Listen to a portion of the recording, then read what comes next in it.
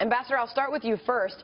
First of all, the world seems to be meeting this news with both outrage and skepticism. What's your reaction this morning? Well, outrage is fine. Skepticism is misplaced. I think we've seen evidence, and South Korea has been concerned for some time that North Korea was on the verge of a fourth test. The seismic activity in the region where previous tests have been conducted is pretty significant. Whether it was a thermonuclear device or not is a different question, something we won't be able to detect simply from the seismic reaction. But I don't have any doubt that North Korea is continuing its work on nuclear weapons. I think one unresolved question that people ought to think about very seriously is whether this test was conducted between North Korea and Iran jointly.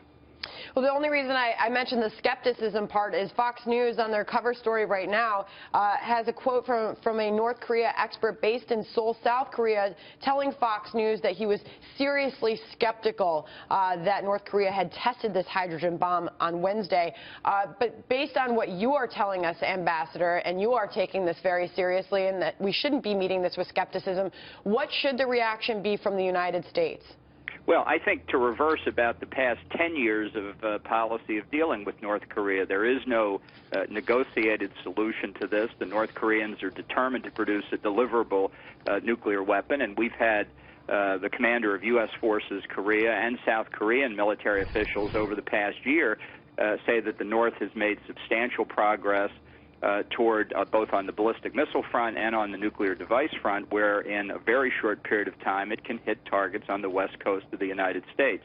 So the only long-range solution here is the end of the division between North and South Korea. That requires extraordinarily intense diplomacy with China, which we have not undertaken.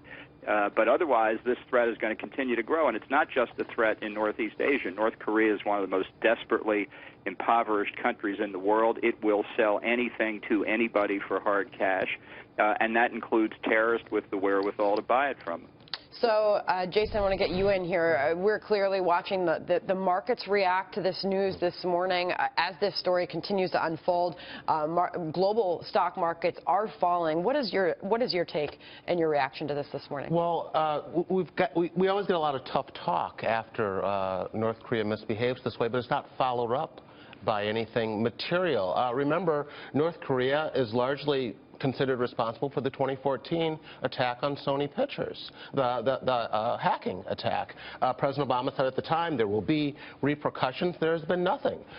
We could have put North Korea back on the terror list. There was support in Congress to do that.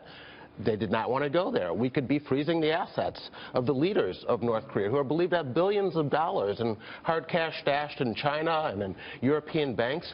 We have not done so. So there are steps that we could be taking, but clearly tough rhetoric is not going to make a difference. Jason, why are we not doing that, in your opinion? Well, in terms of this administration, we see a pattern here. You know, the president has laid down the line with the Saudis, laid down the line with Russia. They ignore him. I think other bad actors see that happening and feel there'll be no consequences if they don't go along with what this president says. But I think, you know, fundamentally, President Obama is uncomfortable taking a leadership role on these issues. This is a president who believes that the U.S. primarily is responsible for so much of what's happening in the world, and that we need to really step back. A light footprint strategy has been his foreign policy, and as you can see, when the U.S. doesn't take a leadership role, bad people will fill that vacuum, and that's what happens in North Korea. Ambassador Bolton, can you comment on whether what would the implication be if Iran was present at these tests? Would that be a violation of the nuclear agreement that we've just enacted with them?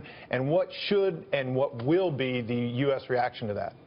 Well, I don't think there'll be any U.S. reaction if we find out that Iran was involved, because I think the president believes the deal he made, the Vienna deal signed last July, is the answer. And the Iranians have treated us with contempt over the past 6 months, including most recently firing missiles within 1,500 yards of a U.S. aircraft carrier.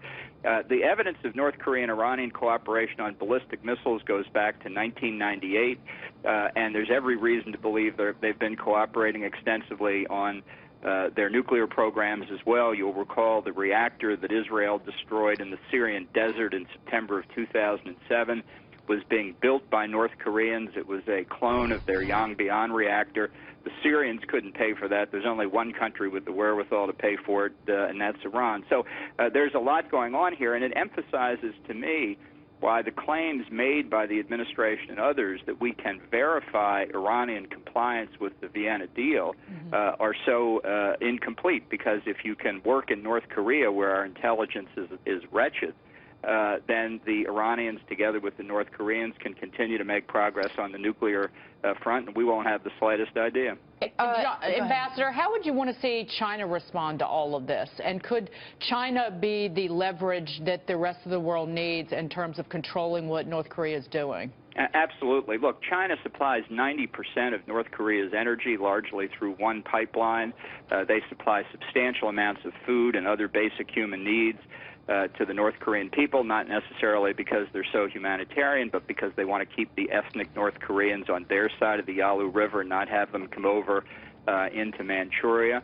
The economic pressure that China could exert on North Korea would be enough to change the regime if it wanted to, but historically China's been worried about that. They have a very close relationship with the North Korean Communist Party going back well over half a century. And they're worried that if the regime were to fall, there'd be all kinds of consequences that they don't want to face. That's why sustained American persuasion with China, I think certainly with the younger generation of Chinese leaders, can persuade them to dump this ugly baggage and look for Korean reunification. Ambassador, do you think the Chinese were tipped off about this test? I would be surprised. I think if they had been told about it, they would have tried to prevent the North Koreans from doing it because they know it's going to cause a ruckus. And that's one of their principal problems with North Korea, testing or having a nuclear program at all, because it disrupts things in Northeast Asia, and that's bad for the Chinese. But the North Koreans have the leverage over this, and they know it. And as this is their fourth nuclear test, they've barely been slowed down by Chinese opposition, and I think it's why 7 years of what the Obama administration called strategic patience, meaning doing nothing about North Korea, has been shown once again to be a mistake. All right, Jason, we've got to leave it there, but people calling this a game changer, a wake-up call this morning? I don't know. It could play a role in the presidential election. I mean, Hillary Clinton, a lot of this bad behavior happened on her watch at the State Department. She might have to answer for it. Great point. All right, Ambassador Bolton and Jason Riley, thank you both for being here this morning.